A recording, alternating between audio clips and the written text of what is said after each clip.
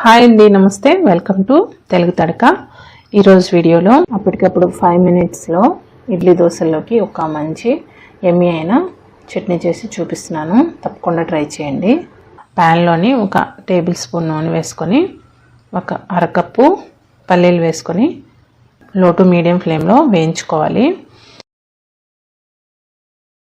ఇలా సగం వేగిన తర్వాత ఇందులో వెల్లుల్లి రెబ్బలు ఒక 2, ఎండుమిరపకాయలు ఒక 3-4 వేసుకొని ఇవి కూడా వేగనివ్వాలి.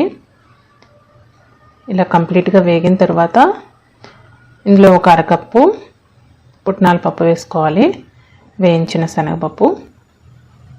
ఇవి ఎక్కువ వేగనవసరం లేదు, ఈ పుట్నాల పప్పు లైట్గా వేగితే సరిపోతాయి. చూడండి, ఇలా వేగిన తర్వాత ఇప్పుడు మనం స్టవ్ ఆఫ్ చేసుకొని చల్లారనివ్వాలి. చల్లారిన తర్వాత మిక్సీ జార్లో వేసుకొని ఇందులో కొద్దిగా చింతపండు వేసుకొని ఫస్ట్ నీళ్ళు పోయకుండా గ్రైండ్ చేసుకోవాలి. ఇలా గ్రైండ్ చేసుకున్న తర్వాత ఇందులో ఇప్పుడు తగినంత ఉప్పు, నీళ్ళు వేసుకొని మనం మెత్తగా పేస్ట్ లాగా గ్రైండ్ చేసుకోవాలి. చూడండి, కన్సిస్టెన్సీ ఇలా ఉండాలి.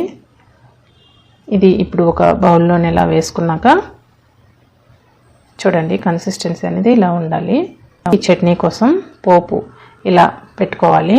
ఈ పోపు కోసం 1 టీ స్పూన్ ఆయిల్ వేసుకొని ఇందులో ఆవాలు, జీలకర్ర, ఎండుమిరపకాయలు, కరివేపాకు, కొద్దిగా ఒక 1/2 టీ స్పూన్ ఇంగువ వేసుకొని పోపు వేగిన తర్వాత ఇలా చట్నీలో వేసుకోవడమే. మనకి యమ్మీ చట్నీ రెడీ అయిపోయింది. చాలా సింపుల్గా 5 నిమిషాల్లో ఇలా ఇడ్లీ దోశలోకి చట్నీ తయారు చేసుకోవచ్చు. తప్పకుండా ట్రై చేయండి. వీడియో నచ్చితే లైక్ చేయండి, షేర్ చేయండి, సబ్స్క్రైబ్ చేయడం మర్చిపోవద్దు. Thank you so much for watching. Bye.